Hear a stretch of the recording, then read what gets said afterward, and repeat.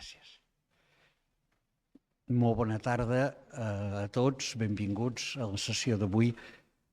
Today we have a very special session of the Barcelona hub of the Academia Europea, and the location, as you know, is here in the RACAP, where we are very happy to be hosted in these sessions, because I used to say that if you don't like the conversation, you can look around and you get amazed with all the designs around.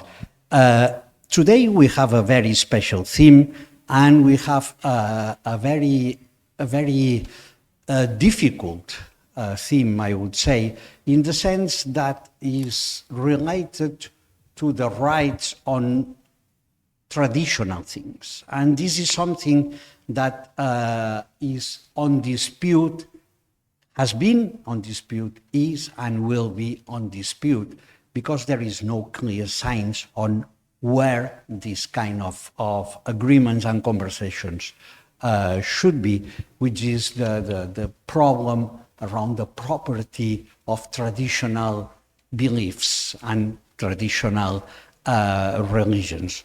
In this case, we are very happy to have today a talk on whose land is sacred, past, present, and future of pre-Hispanic heritage, which is one of the many cases, or maybe one of the most clear cases in which this is being seen today. And we have today Xavier Pérez, who is a journalist that will develop the session. Thank you very much, Xavier, for being here. Thank you. Thank you, Jaume Bertran Petit, Academic Director. Thank you also to the Academia Europea and la Fundació Catalana per la Recerca i la Innovació. Good afternoon and welcome everybody to this session. Those who are here in la Reial Acadèmia de Ciències i Arts de Barcelona, founded in the 18th century as literary society. It currently fulfills the role of studying sciences, especially in the context of Catalonia. Welcome also those of you following in streaming. I remind you that after the guest presentations, we will open the floor for questions. So start preparing the questions you would like Kirsten and Catherine to answer. I'm Xavier Pérez Esquerdo. I work at Televisión Española and several radio stations. I'm a journalism professor and communication advisor for public institutions, and I will be the moderator of this fascinating session in which we will explore one of the most complex and urgent debates surrounding the pre-Hispanic heritage. Whose land is sacred, past, present, and future of pre-Hispanic heritage? The ownership, stewardship, and significance of sacred sites in the Andean world, with a particular focus on Peruvian huacas. Huacas are not only archaeological remains, they are living spaces imbued with spiritual and historical significance for indigenous communities. However, their fate has been shaped by centuries of disputes and transformation, from colonial desacralization to their current status as protected heritage, while at the same time they are threatened by urban growth, looting, and tensions between communities, the state, and international organizations. In the pre-Hispanic era, huacas were essential to indigenous communities, serving as sacred spaces for religious rituals, political authority, and cultural continuity. With the arrival of the Spanish colonizers in the 16th century, many were desacralized, destroyed, or repurposed into Christian sites. The colonial administration imposed European property laws that disregarded indigenous territoriality, leading to the dispossession of native lands and the loss of traditional custodianship over these formerly sacred places. Today, huacas exist in a liminal space between cultural heritage and contested land. Many are officially protected as archaeological sites under national heritage laws, yet many of them are threatened by urban expansion, looting, and inadequate conservation efforts. Indigenous and local communities often claim a cultural and spiritual right to these spaces, yet states authorities typically hold legal ownership and control access. Today we ask, who has the right to safeguard these sacred lands? This tension raises ethical and political questions. Should the state, local communities, or even international organizations like UNESCO be responsible for safeguarding these sacred lands? What has happened to everything that was looted? Where is it? Who does it belong to? And what can we do with all that looted material? Should they be returned to indigenous communities? Should there be a decolonizing heritage management? How can heritage management move toward a more just and decolonial model? How could huacas be restituted? Who can claim ownership among the indigenous descendants of their owners? How can the Andean territory be resignified as transnational common space in the future?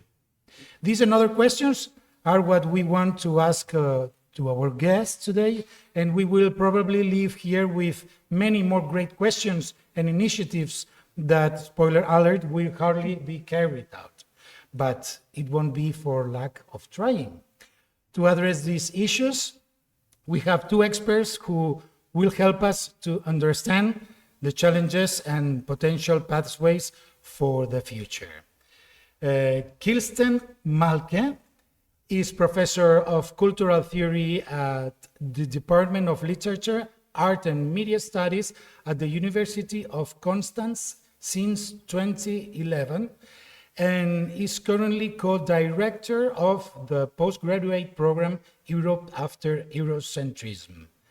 She studied Romance languages and literature, Slavic studies, and ethnology in Frankfurt am Main until 2002, during which time she developed an enthusiasm for literature and history of South American conquest and colonial period, and for the 6th century in general. She now has a basic knowledge of Quechua, but would also like to learn, she would like also learn decode Kipuknot. You would like. Her fields of research are European and Indigenous chronicles of the early colonial period. For almost 10 years, she has been immersed in her reading of Huaman Poma de Ayala's chronicle from the early 17th century. Other fields of research include Argentinian fantastic literature, in particular the question of where fantasy and terror intertwine and how physical laws are fictional.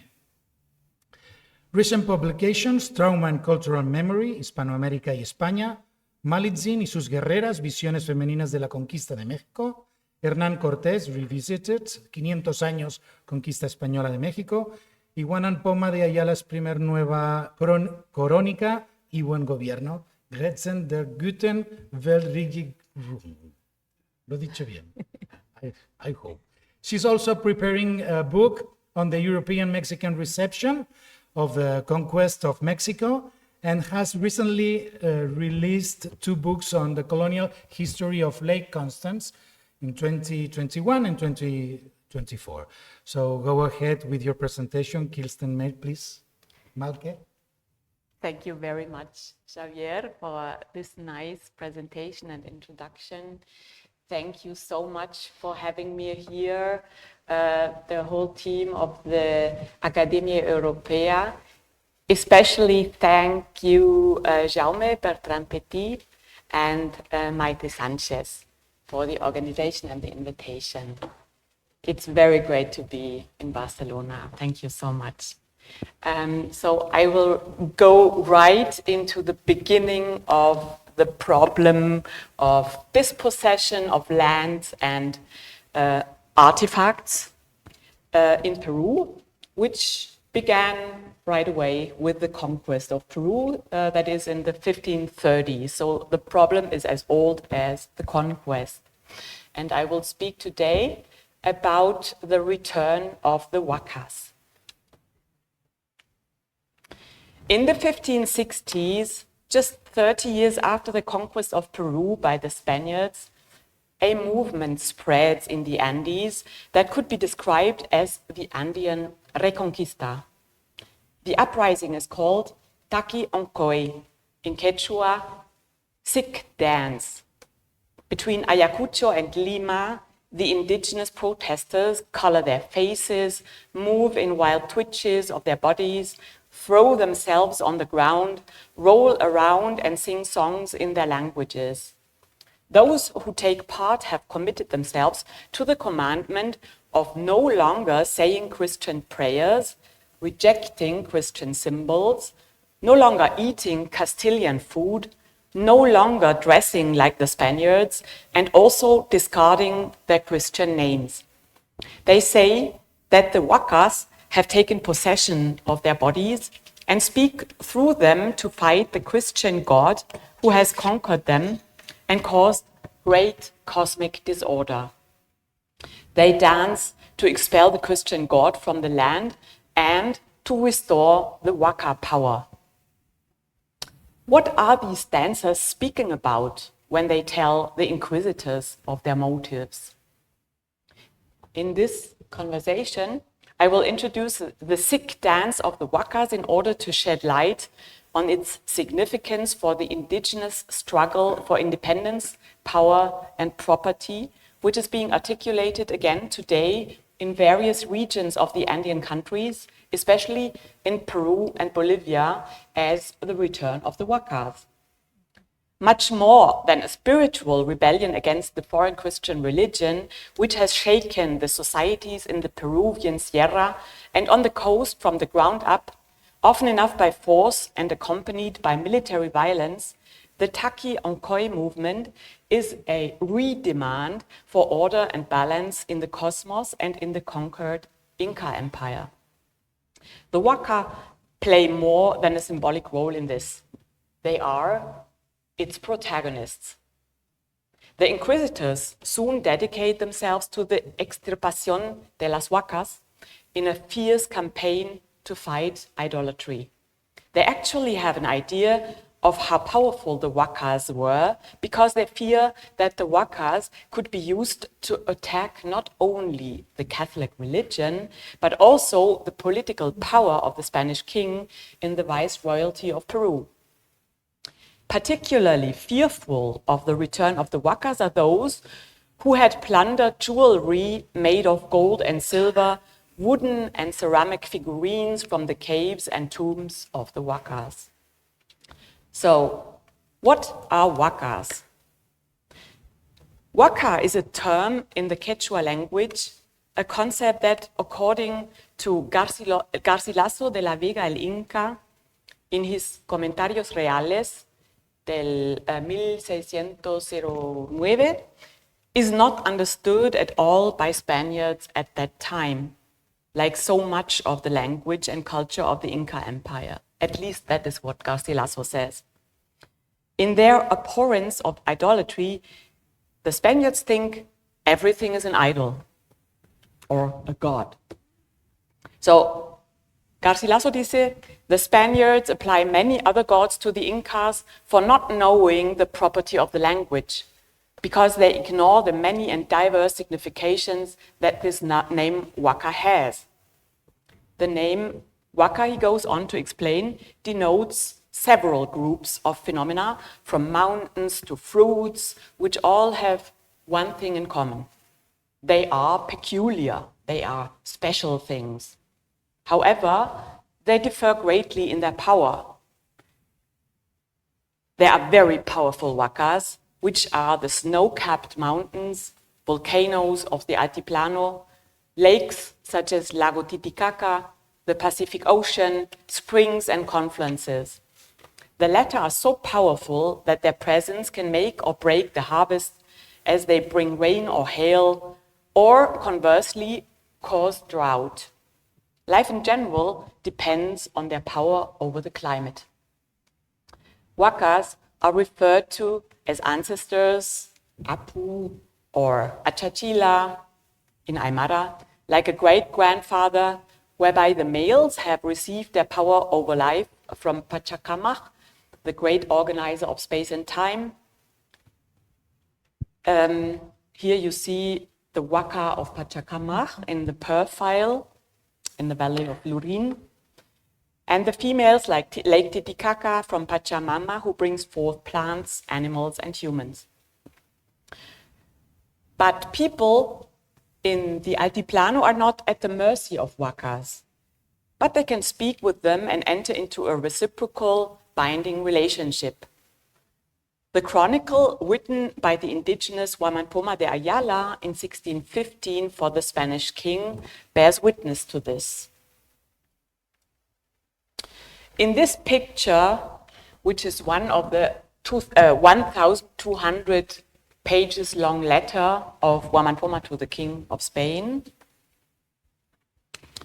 in this picture you can see huacas of various kinds in a circle, mountains, human-like figures, rock formations, and on the left, the largest huaca,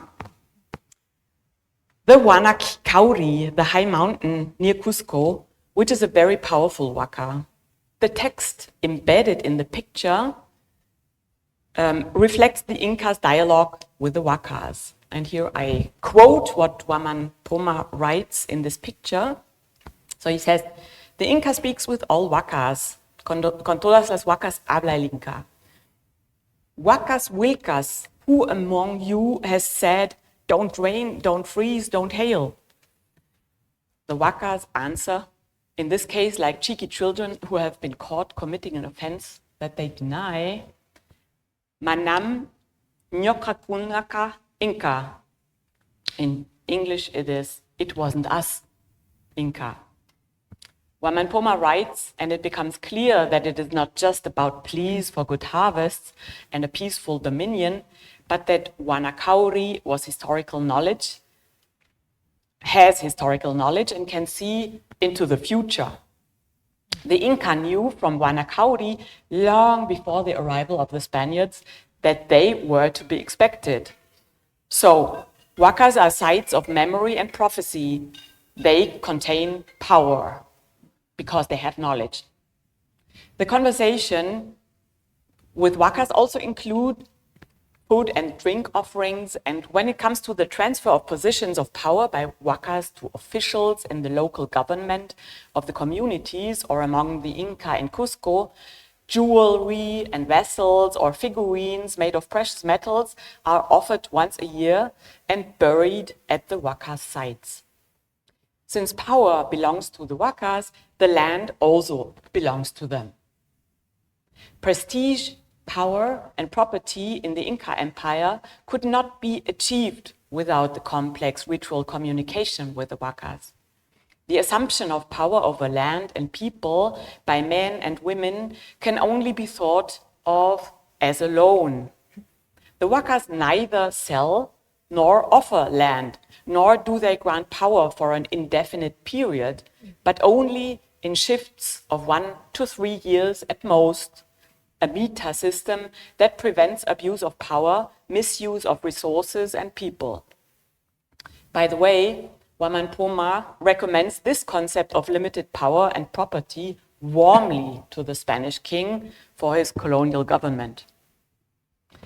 The relationship between Inca and huaca is highly political, as the cult of the huaca enables the survival of individuals, livestock, plants, and communities, but also the maintenance of order in moral and social institutions and responsibilities in the vast Inca Empire.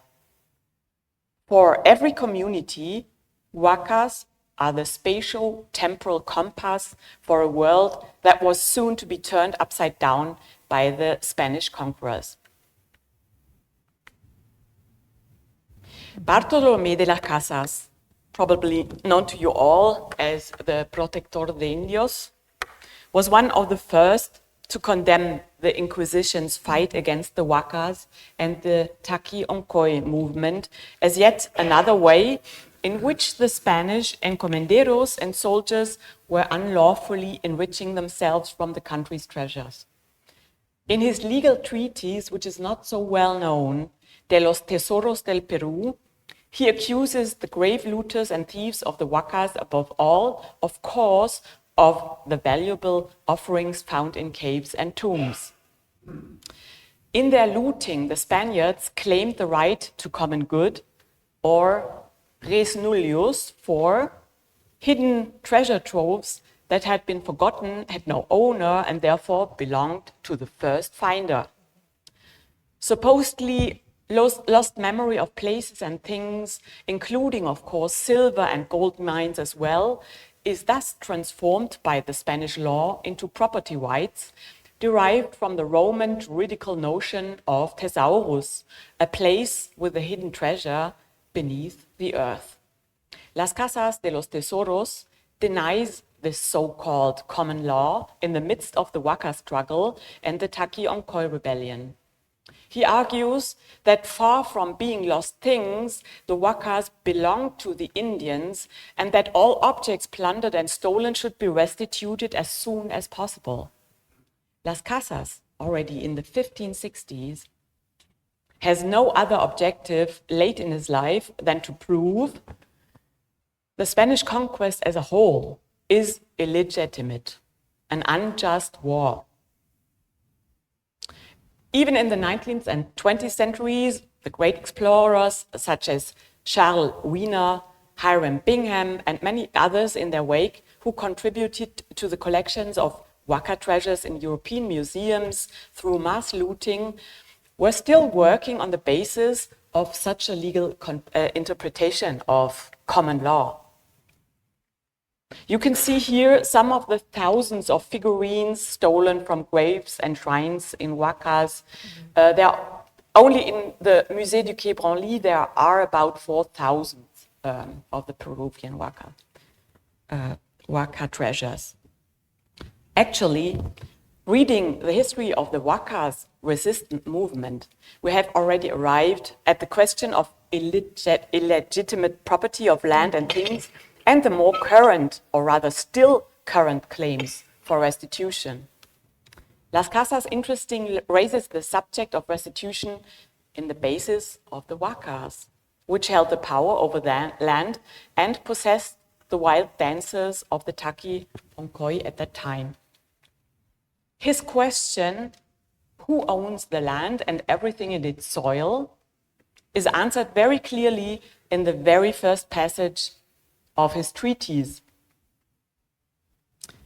which starts, "No person in this world, not even the king of the Spaniards, may, without the license and free and gracious will of the Inca king or of his descendants, to whom by right, according to their laws or customs, it belongs to succeed to their property, seek, search, scrutinize, dig up and carry away with the intention of taking possession of it, the treasures, riches, or precious objects that they buried with their dead in the tombs and in the so-called huacas. And if they do otherwise, they commit the mortal sin of theft or robbery. And if they do not restore it and do not do penance for their sins, it will be impossible for them to attain salvation." End of quote. He continues by introducing a concept of injured honor that surprisingly has not yet been heard in the current restitution debates. And it is not only fitting that they should repent of the sin of theft and robbery, but also of the sin of injury, which in a special manner they inflict on the said successors of living descendants of those whose graves they violate by causing the honor and praise of both the living and the dead to be diminished, and causing their memory to be lost. So material objects can be restituted by returning them. Immaterial honor and dignity can be restored through, this is another notion for this act, satisfaction, a legal concept taken from Aquinas. So, oh no, this was too fast. I have to get back to the, sorry. I start the quote. If through your fault a wrong has been committed, the last one, yeah. If through your fault a wrong has been committed or an injury has been done, it is proper in law that you should make satisfaction for this, and ignorance does not excuse you from that. I conclude. Las Casas says that the person who offends or injures another person does not reconcile himself to him only by making restitution, but it is necessary that in addition to this, he shows him a certain humility. Las Casas' call for restitution and satisfaction contains far more than just an admonition to his greedy compatriots to return the stolen objects. His interpretation of law means nothing less than recognizing the pre-Hispanic government and population under a kind of proto-universal human rights criteria. In the name of the return of the huacas, he claims that the Indians be treated as equal to the Spanish and moreover as capable of re-establishing their own government and jurisdiction over their land and fully recovering the colonial conquests as a sovereign people. This includes something that only the huacas can speak of, namely that no one can claim property over the land forever, but on loan only and for a certain period of time, and that the true owners of people and land are those who have been there for much longer, the huacas themselves. They call for humility precisely in the exercise of power. Thank you.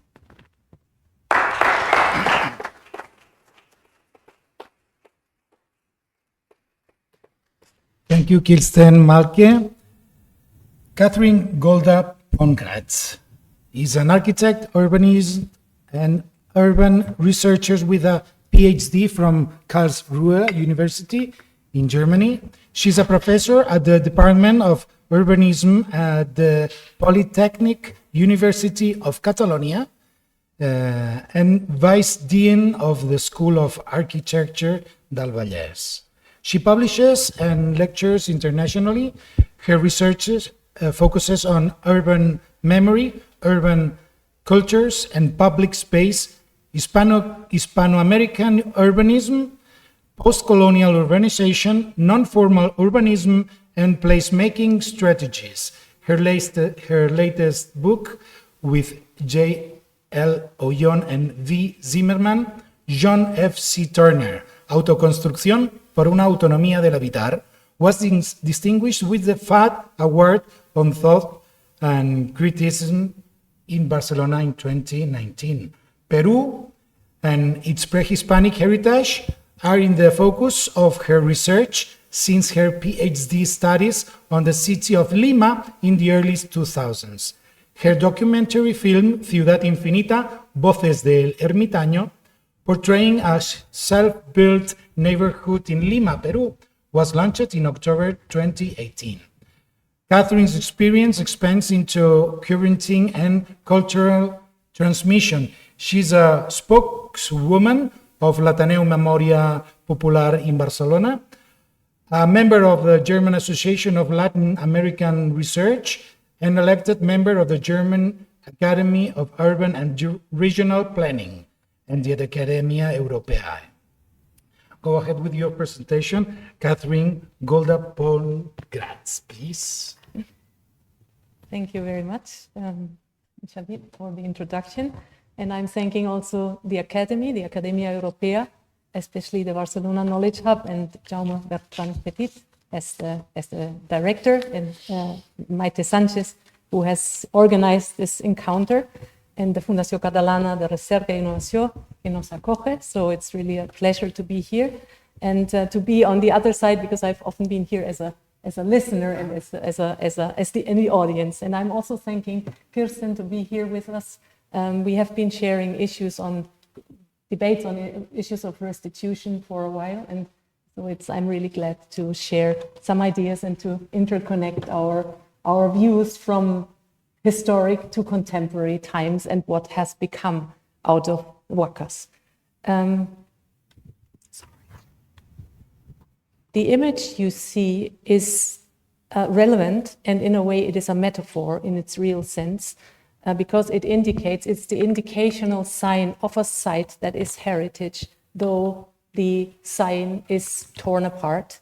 And in a way it is an indicator of a continuous loss of territorial inscriptions, if we understand the territory as archive itself, of territorial rootedness and collective memories, which is accompanied by institutional neglect and rampant urban practices of speculative land appropriation in the case of Lima, the capital of Peru. If one stands on this power of place, as we could call it, in the sense of what Kirsten was introducing to us, what kind of a strength such a place has, you can feel this strength even today out of a contemporary perspective. You could even say we can hear the huacas speak if we want, if the wind blows around. So there is something about a place like La Huaca de San Marcos, which in fact is a huaca that is created in the year around the year 500, has been part of the very important Lima culture on the coastline of Peru, was overtaken by the Ichma culture and finally abandoned with the conquest, even though there are even rests and indications for later use, and especially also of a severe depredation. And then if you look further, you come to see this archaeological complex in its real surroundings, and you see of how a gradual destruction has been given to this place during the 20th and 21st century. And this is relevant also, and the way why I come back to this place and look at it is the fact that in a discussion in the course of my doctoral research with Luis Torres, a very sensitive urban planner, and questioning him about the creation of, as you see in the picture on top, of the creation of the stadium of a modern building, he was doubting, or he was speaking about the fact that they thought at the time in the late 1940s that when they used this, in fact, the rests of the huaca to construct the stadium, that they were thinking it is just a deposit of bricks or of stones. So modern planning ideas, and this is really relevant also to see, have been going across and going along with the depredation and the destruction, and also the knowledge of erasing these traces of history and these traces of sacredness in the territory. The question of this interrelation between the sacred spaces on the one side and the relation between the modern city and the appearance of the informal city was part of my doctoral research. And in fact, the encounter then of the city grid, the historic city center, the Spaniards' imposure of the leyes de las Indias onto the territory, as you can see here in a comparative image, where we see that the imprint of colonial urban structure even reproduces in the self-built neighborhoods, have brought up questions when studying and when documenting and when trying to find out what was before this historic center was created. And this led to these screen prints that I produced out of different materials, and in fact where I started to reread and rewrite in a way the history of and detecting of traces of pre-Hispanic presence even in the historic city center, underneath,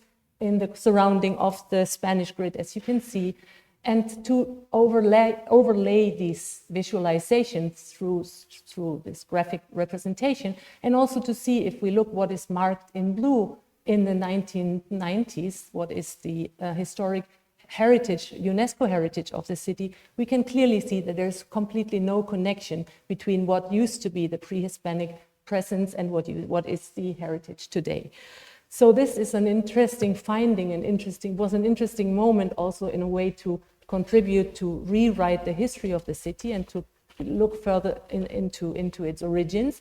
And then this led also to ephemeral acts here with a group of students where we organized a workshop on the recreation, in fact, of the Rio Huatica, which is one of these very important water ways and pathway of irrigation and important trace in the city, which is completely overbuilt, but still to be recognizable if you would just simply dig. And this is all given to the efforts and the recognition also of these interrelations, which were really capturing my interest. And I think this is the basis nearly for contemporary planning today, to understand these interrelations, to understand what kind of periods have been producing the contemporary city, what are these settlements traces.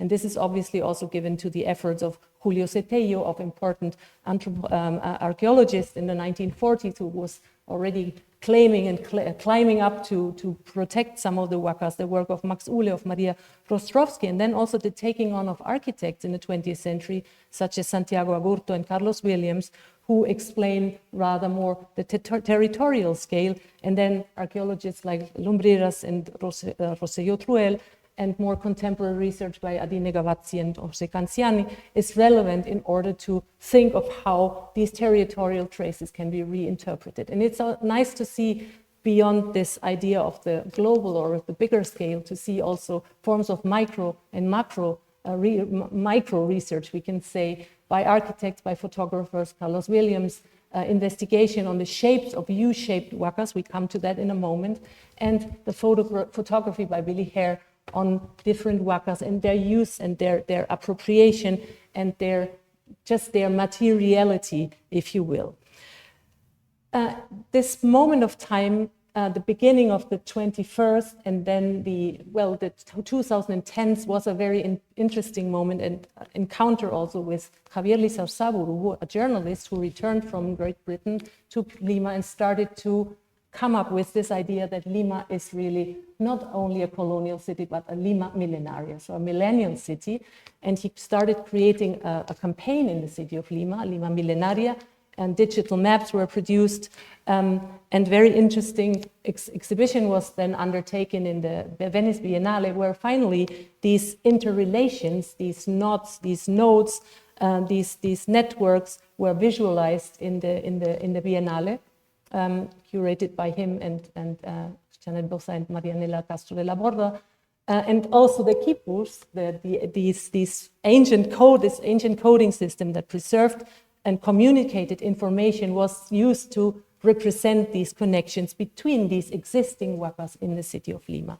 So all of these ideas about interrelations, about palimpsestic realities, and then also the debates about those huacas, for instance, the Huaca Pucllana, which is one of the ones one of the few ones that is really rescued in a maybe adequate way, we could say, and visitable and part of the heritage network. So that's also a context where we discuss the question of the intangibility, which is a rule in the case of Peru since the year 2000.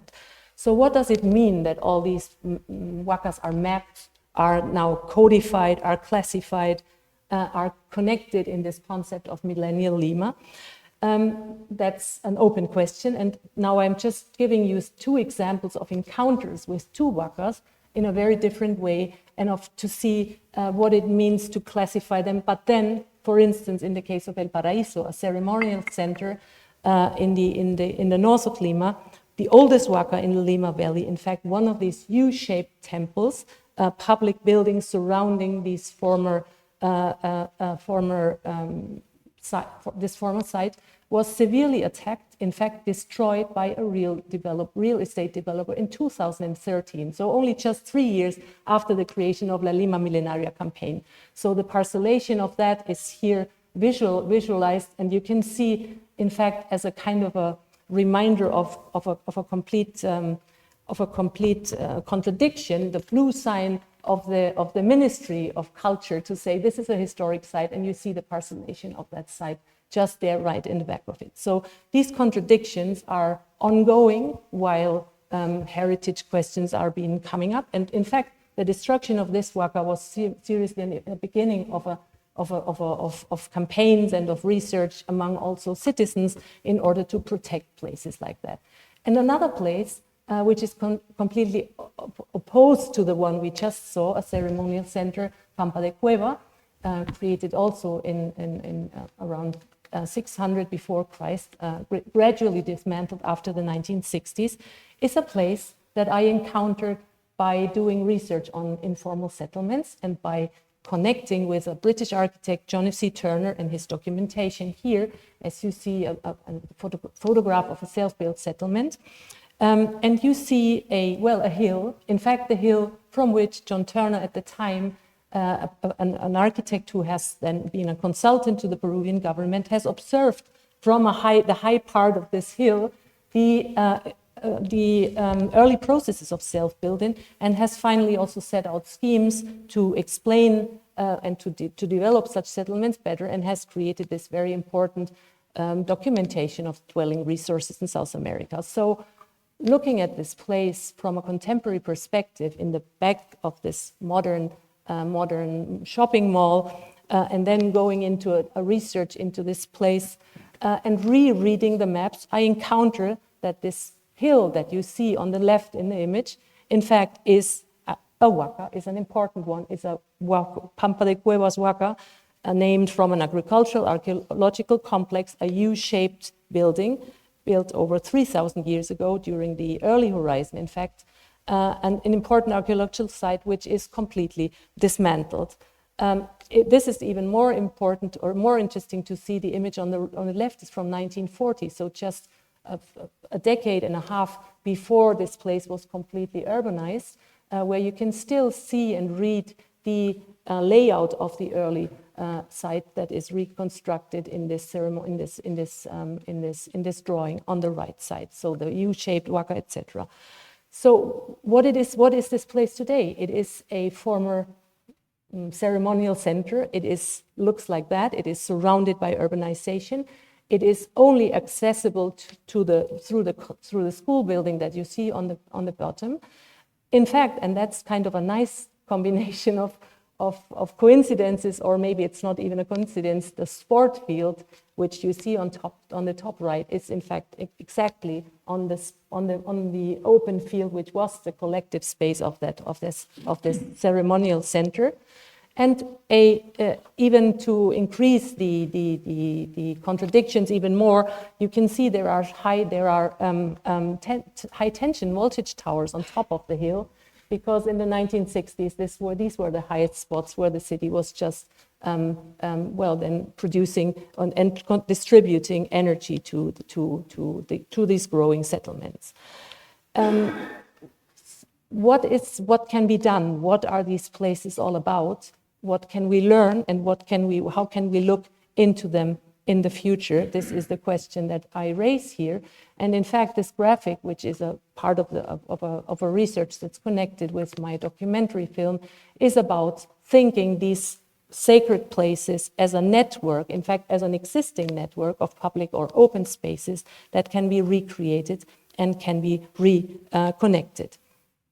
To understand these pre-Hispanic territorial memories with contemporary challenges, which is one of them, is of course the extreme urban pressure on natural reserves and on fragile microclimates that also are surrounding these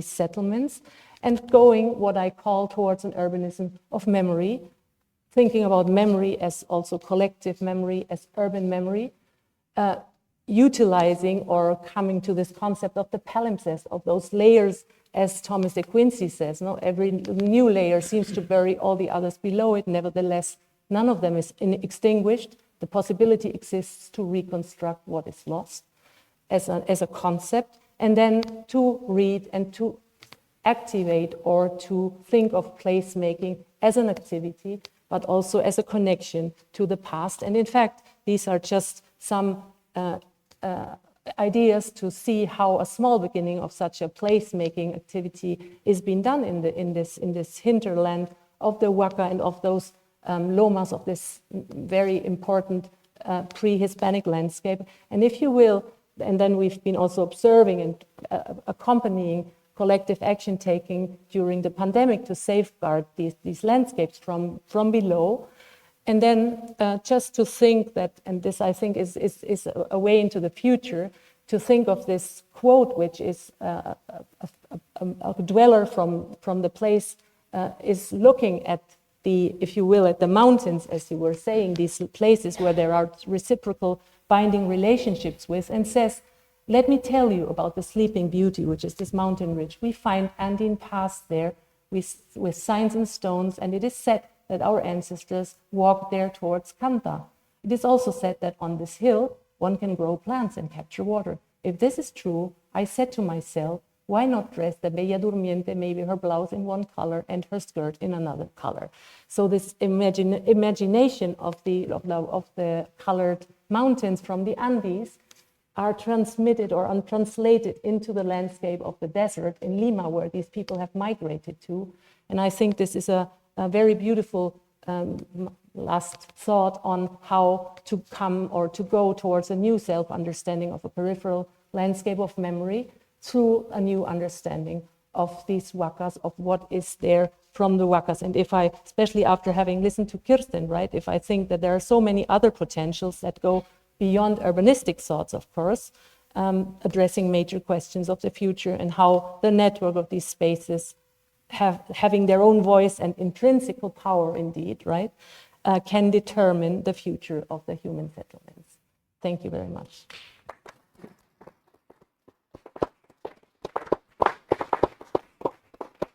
Thank you, Catherine. While we were preparing this session, you told me you were living in Peru 3 years. And because your doctoral thesis is focuses on Lima, how was your proposal received when you arrived there? Well, I felt in the first moment, I felt like, what can I contribute? I come here as someone who knows nothing, and I research and I start researching. I felt very humble and I felt very insignificant.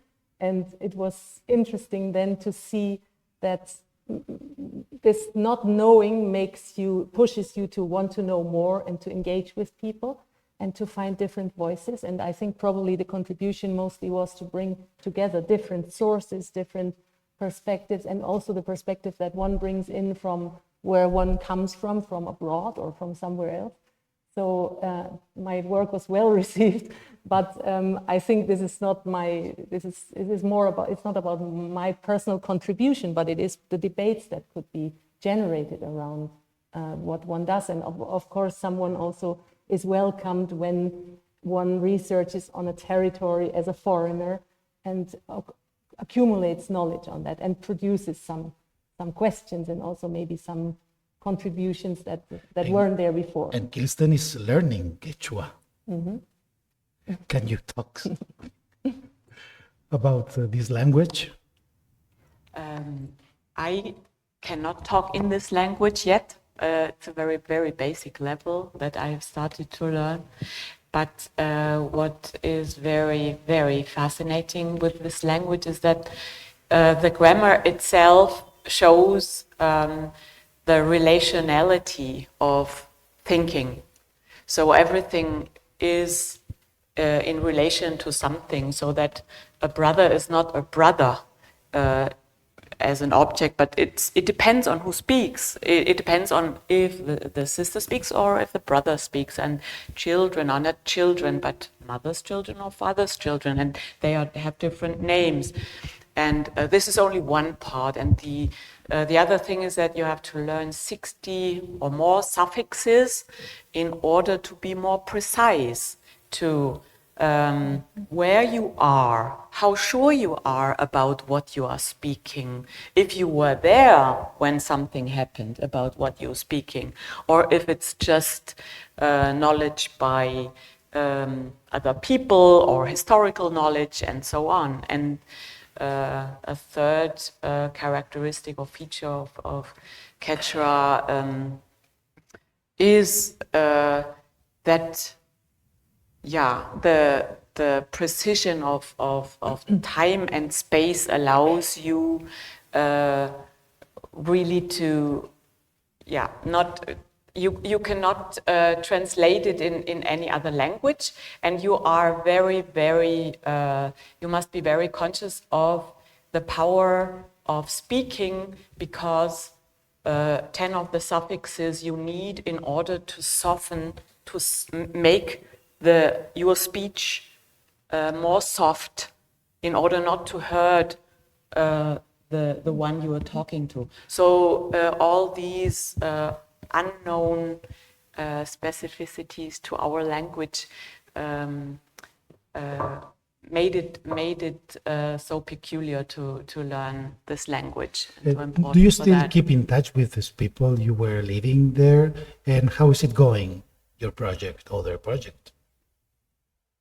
I do keep in touch a lot in different ways in the academic field, but also, for instance, with all the people that I've been in touch with while making the documentary film, but also having lots of friends and having a very strong relationship on different levels. And I think this is also maybe beautiful when one comes from outside. Peru is a very classist society, but I have this is also a privilege that I can be in touch with people from all different parts of the society, and I consider them all equal. And this is also maybe the way of how one can understand certain things from a different perspective, and that creates also a lot of intensity of relationships, I think. And are they still worried about what's going on with huacas? Well, some people, and for instance, the journalist that I've mentioned, Javier Lizarzáburu, who has started this campaign, and other people as well, who have been now doing more and more research, and the research, in fact, is only now starting to become more also contemplated in the architectural world, if you will, in terms of what can be done, what can be designed, or what can be connected. How can the rule in Peru is that archaeologists always have to intervene. How can the archaeological knowledge be connected maybe with other spatial interests? So there is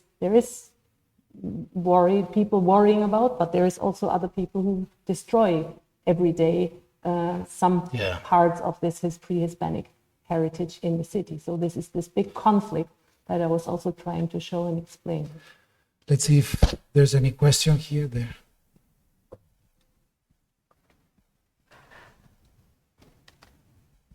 Thank you very much to both of you. My question is a little provocative in the sense of we have not seen a clear physical construction or kind of temple, kind of site, kind of architectural site in a huaca. And my question is, to which extent you both are not reinventing it? So there is no living memory. Nobody remembers that was a sacred place. You are telling them this used to be a sacred place, and I know that because I have seen a satellite photo, for example. To which extent your position is a kind of new, could say, academic colonialism, in the sense of making them think that they should respect their own ancestry, and they have not been able to do so.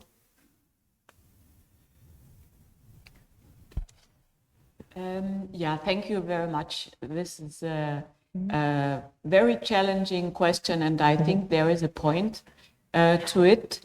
If it were like you said, but it is not so. It is not that we have invented the interest or the knowledge or anything, nothing like that. It is, well, in the 16th century, it was old knowledge already, and it was not Las Casas who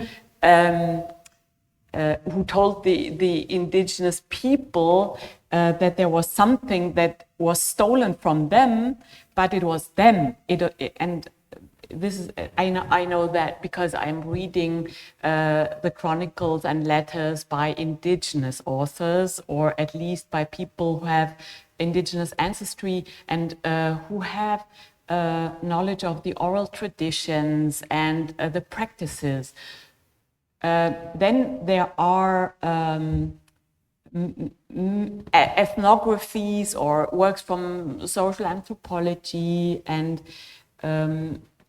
publications, but also simply the mere acts of communities and individuals in the Bolivian Altiplano, where huacas are still and have never been abandoned, where smaller huacas are still respected and sanctified and talked to. So this is something I'd say which is maybe in Lima a rather repressed memory, but not so much in the small pueblos in the higher Andes, where the Spaniards have not destroyed and dismantled everything so totally as in the capital of Cusco, and where the radical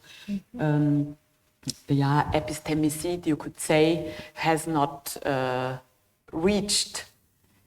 So I'd say the interest today in the huacas is not only by tradition and practices that are known to many people in the Andes themselves, but there's a whole lot of fiction, literature, history, where the huacas appear and reappear and are thematized in the context of appropriated cultural heritage and restitution debates and so on. So it is really a study in something vibrant at the moment, which turns around this, for Europeans, rather unknown object, but which is very, very famous and an object of admiration and memory in South America. So maybe you want. I would add, yes, I thank you also, John, for the question, which is a very relevant question, but I would also very much agree with Kirsten that in fact it is not about reinventing, and that is, for instance, something that I would, from an architectural point of view, also I would even reject to say we have to reconstruct something or so, but rather, and this is what I find so interesting, to see that even in a place in like Lima, where a grid was just expanded over sacred spaces, these sites, some of those sites are just simply still there. The Spaniards have not touched them. Something occurred there, and this is also how I felt became so interested in these weird places that you think, what is going on there? Why is this not connected? Why is there a place that's called Cinco Esquinas? What was there? There are, in the middle of the Spanish grid, there are these places which is not a huaca, but it's a crossing of streets, and then you would find a lot of places where there is in the case of Lima, there is 500-year-old huacas, but there's huacas that go back 3,000 years, or even nearly to 4,000 years of history, and they have always been maintained. They have always been there. They have always been maybe not active, but they have been there as kind of vestiges of a culture, and also in oral history and of what people say and what people tell. You will always find someone that has known that something has occurred there, that the huaca has said something, that there is a site that could connect, that should connect. So there is like, this is there, and it is just treasured by interests, by economic interests, but I think the potential is exactly not about an academic issue, but it is rather about thinking how can, and this is already now starting more and more, how can these places really even be used in a hybrid way, which they have always been. They have been transformed so many times. What are also the pathways of transmission, and how can, and this is, I think, especially interesting in the sense of people migrating from one place to another and reinventing, because the mountains in Lima have nothing to do with the Andes. Well, but they do, because there are certain imaginaries that are being connected through landscape, and I think this is very interesting. And in that sense, I feel it's not about a reinvention, and it's also not, well, the academic colonialism. Maybe there is some, of course, there is always something when someone from the first world or from a colonial power investigates or goes into other territories. But I would say that there's also something intrinsic in the place, in Lima itself, and research done, but also local research done from non-academic people, which is, I think, just powerful, and that's something we have to connect to. During the colonial period, as you said, I think it was the owner is the first who finds it. I think still this happens in several places in the world. Do you know about any other civilizations or countries that this still happens? Well, this is the Roman law. So this is what is happening everywhere where the property rights are not clearly defined, I'd say. And whenever you can look anywhere in Africa, for example, where gold, cobalt, silver, copper, etc., all the precious metals that you will. Now in Ukraine, it is Trump who says he wants to have this. This is not about common law, but it's somehow to whom belong the precious metals beneath the earth, to whom belongs that which is beneath the soil or in the soil. So this is a still very relevant issue, and this is why we have all these wars and why the geopolitical changes are going on now. So it is in the center of world politics as it was in colonial times, I would say. Who do you think it has to decide about this? An international organization like UNESCO or the local communities? I mean, the archaeologist Lumbreras makes this distinction between la nación y the land, or the land and the nation understanding the nation as the people, right? Because in Peru also there is an issue about legislation, about, as you can see, I mean, there's a sign of the Ministry of Culture and nothing occurs. So there's a certain impotent kind of factor of legislation towards heritage. At the same time, I do think it has to come from within, right? So there's obviously an issue about global heritage, and some huacas certainly have to belong to what we encounter as a global, a world heritage, right? But at the same time, there has to be, and that is maybe also something that has to be still more strengthened and more pushed forward, and that can also come from outside, in the sense that there is international interest, so that also maybe local governments and local legal frameworks are being changed. But then at the same time, we can also say, and this is what Kirsten was very well explaining from the historical perspective, this issue of how we plan, how we appropriate, how we distribute land, how we think in terms of planning. This is very opposed to the idea of what the huacas in fact are, and the circularity of time and the the non-possessive issue of a huaca is obviously then a contradiction to what we would find in our legal frameworks that we create out of a contemporary perspective. So it's a difficult question. And I think it's very interesting to really look into the debates which were going on in the 16th century in Spain, because it is exactly the Salamanca school and Las Casas who were debating on the legitimacy of the conquest, but also related to it the very question that we are asking today: whose land is this? Whose land is sacred? Who? And in that time, you should not always say the Europeans were the bad guys and the colonized are the good guys.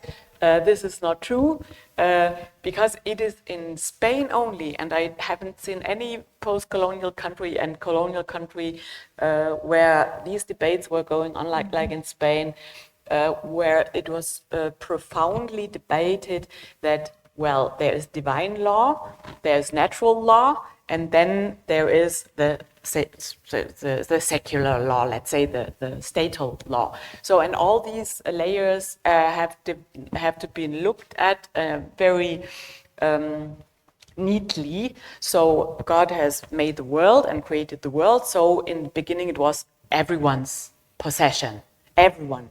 And then after the first people were settled, then let's say with the history in the Bible, like the travels from Noah's sons, etc., that were told, then it started to belong to people who settled there. There were migrants, and they said, no, it's not so much as land property rights. It was discussed as responsibility for, rather than to have something and sell something. And in the 16th century, there was this very weird history of Pope and King of Spain, who told that from now on the world is divided into two hemispheres, one for the Portuguese and one for the Spanish, and the western part is what is to be discovered is Spanish land. And this idea has come, is I think, the nucleus of this misunderstanding of land property, which was debated in Salamanca. And Las Casas says, no, it is not land property of the Spanish, because the Indians were there before the Spanish. And so this question is already answered, I think, very early on. And what we are discussing now with cultural heritage and restitution and so on is based on something which we have inherited as the misunderstood part of the Spanish division didn't of the discover world. anything. It was there already. It was there already, of course. Yeah, thank you. I would like to push you a bit further on the question of property, because I think it's crucial how we conceptualize and how property has been conceptualized. And what you have told us, Kirsten, it looks to me a little bit as if the medieval conceptions of property were very much related to personal property, to private property, because in the end it's personal dominion of the king, but also private property. And that causes a bit the problem when the Spaniards get there and they see that there is no personal or private property claims. It's kind of saying, well, if there is no personal or private property claims, whose land is it? And then, Katrin, you come and introduce another concept, which you did not really mention, but you mentioned a lot, the public space. The public space is public property in the end. And so what you're trying to suggest is to fix the problem by saying, well, these places, we now turn them into public spaces, public property, which I think is a good way to go. But there, I would like to challenge you a little bit. Still, this binary disjunction of private and public property, is it really enough to get the idea of what these spaces were? Because I don't think that they were considered as public property, right? Because they didn't belong to the Peruvians or to the groups that had a relation to these spaces. Rather, these groups, as I understood it, belonged to these spaces. And so are we not turning around the relation and saying, well, now it's public property. That's fine because it belongs to everyone. But I have a bit the feeling that in the origin, it didn't belong to anyone. So, I mean, it's of course better than what the Spaniards did when they discovered the huacas. But is there a way to express in these public spaces that, of course, they are public property and they belong to all the Peruvians, but they wanted to be something else. They wanted to be something more because they have this transcendental aspect that they don't belong to, but the people belong to them. Should I start? Yeah, you are asking right to the point. It is one of the burning questions between the 1550s and the 1570s, and this is exactly the period when the Takiumki movement asked the question of who belongs to whom, the huacas to the people or the people to the huacas, and who owns the land, etc. Because it was exactly in the 1550s that the hundreds of encomenderos, Spanish encomenderos, allied in order to make a deal with the king and buy the not properties, the encomiendas, who were not seen as properties, but they were loans, in order to make them permanent possessions and inheritable possessions. And this was done in the 1550s. Las Casas and other Dominicans tried to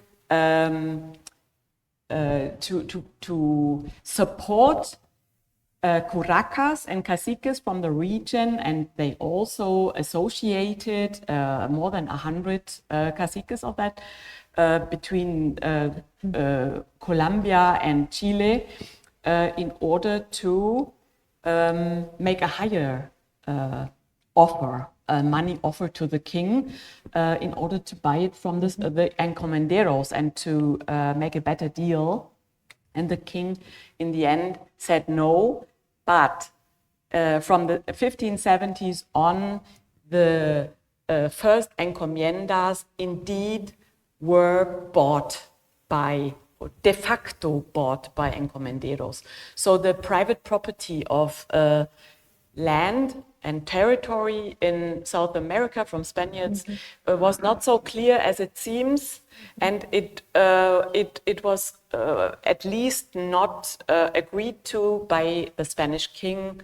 It has never been agreed to, because the kind of property the king had was not seen like Leopold from Belgium's private property in the Congo, but it was a dominium, that is the right to reign and the right to give law to people and to get access to resources, etc., but not to be able to sell.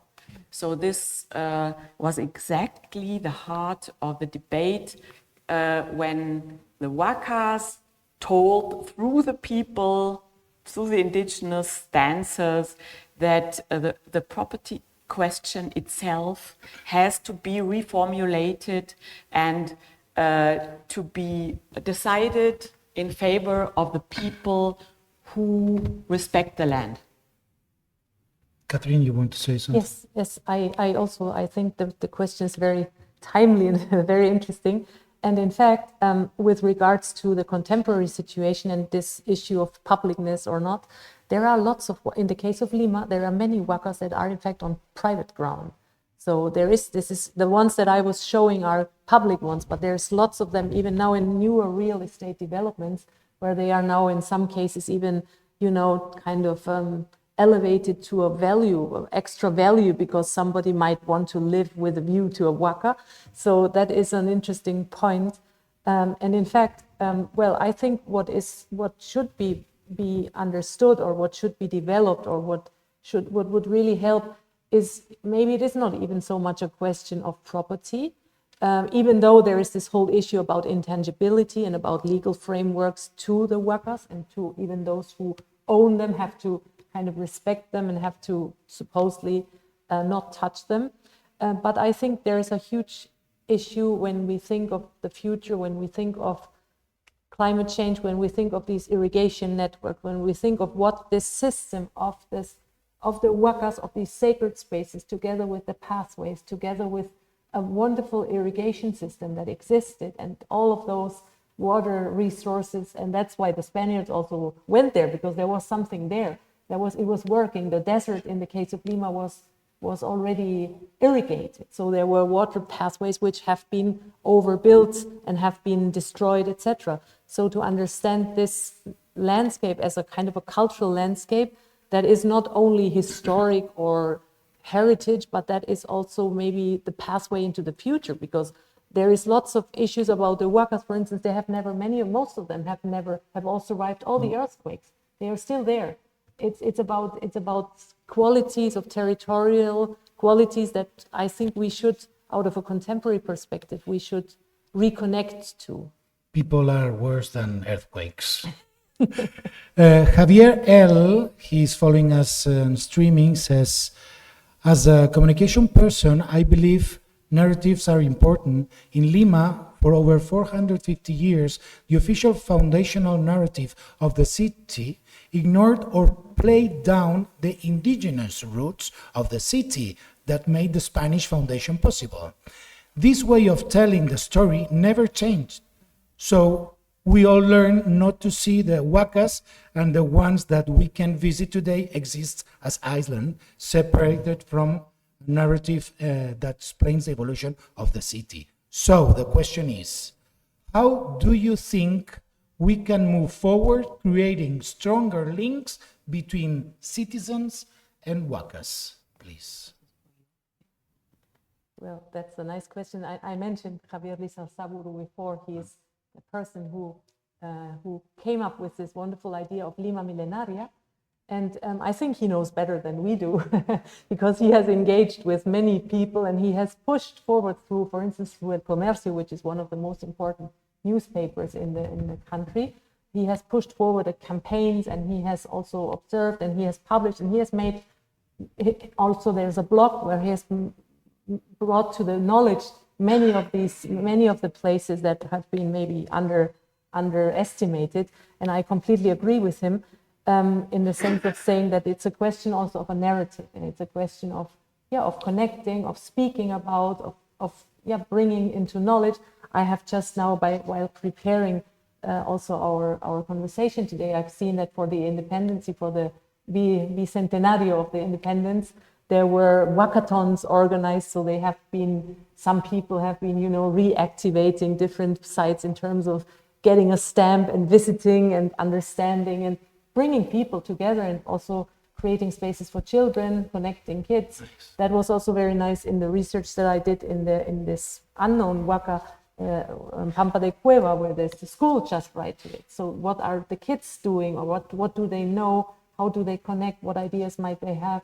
I think this is a question of pedagogy or of education, and of bringing the huacas just more and more into the knowledge of everyone, so that people really connect and feel that so that they really acquire that understand that this is something valuable, and then maybe also be able to really reconnect with the power of place that some of them really have. So I think this is what it is. Kirsten? the possibility, or to start with, is to change the school books, because it speaks about education at school, and there are, for example, the long lists and topographies of the huacas around Cusco. I don't know if they reach up to Lima, but I don't think so. But at least the 16th century topographies do exist, and they name about around 360 or more places where huacas were, and then I think the problem in Lima is that there is very, very little connection with the Sierra and the people who live there. So the exchange between the people from the Altiplano who have their oral literature and their practices still alive could tell them themselves. So it shouldn't be the Europeans who go and tell the Peruvians where the places and sites are and how they are to be respected, but rather from the land itself. The knowledge comes, it's public, yes. Public. Any more questions? The second row. Thanks to all of you for the lecture. I understand that Bartolomé de las Casas has a spirit fantastic, defending the Indians and the people that lives in America, in Mexico too.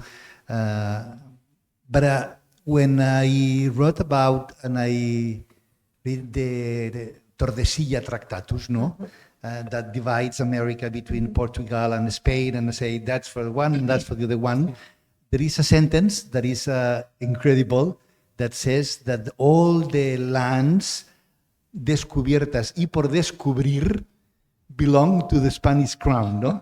Claro, ahí al ojo de todo, ¿no? O sea, y por descubrir, ¿no? Es everything it will be for us, ¿no?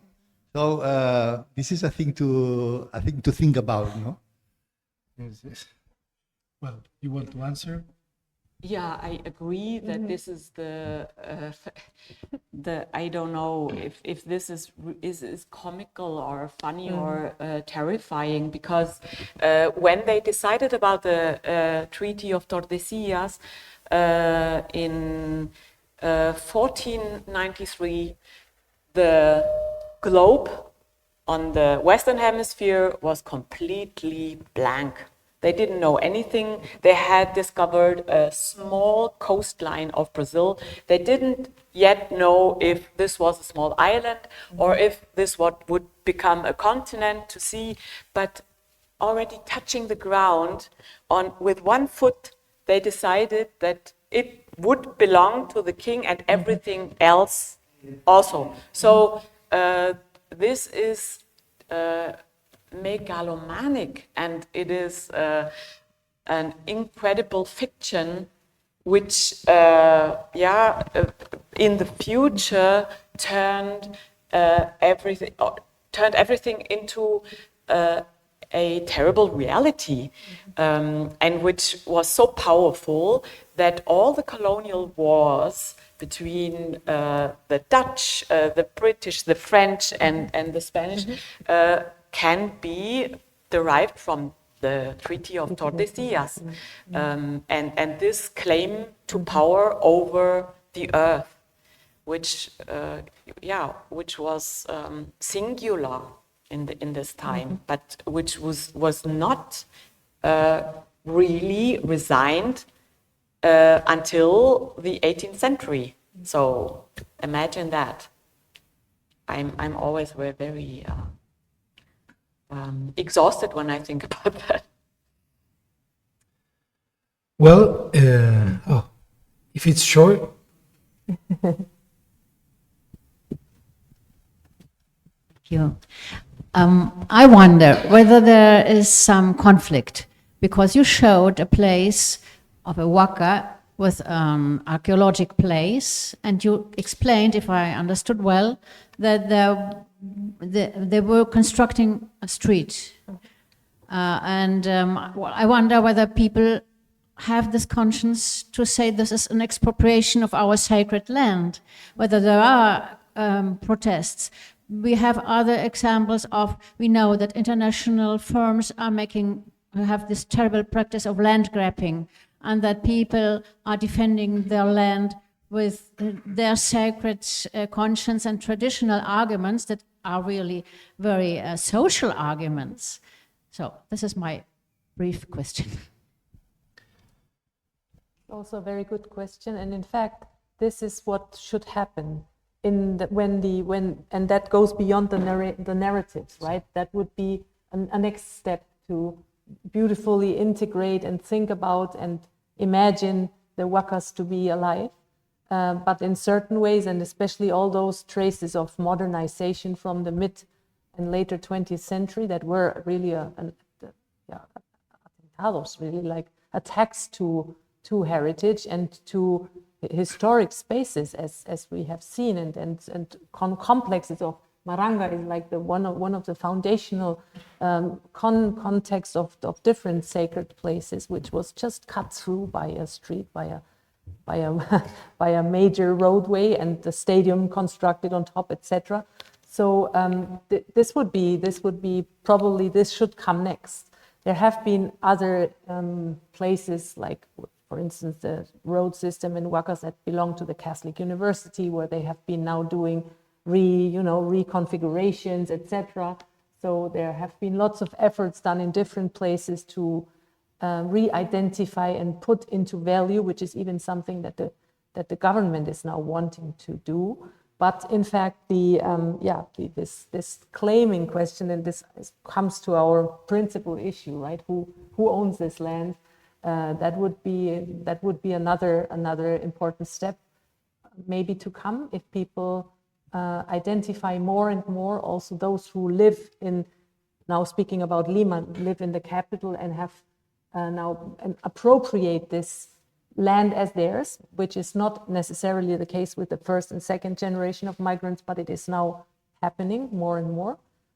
So this might be a next step, a hopeful next step. As we conclude today's dialogue on whose land is sacred, past, present, and future of pre-Hispanic heritage, we've navigated through the layers of history, colonial legacies, and the complex dynamics of ownership and stewardship surrounding sacred sites. The questions we explored: who should protect these places? How can indigenous worldviews be integrated into heritage management? And what future do we envision for these spaces? These questions remain open and challenging. Perhaps the most important takeaway is that heritage is not only about the past, is about how we decide to value, interpret, and share these spaces in the present, and what kind of relationships we want to establish between communities, institutions, and the land itself.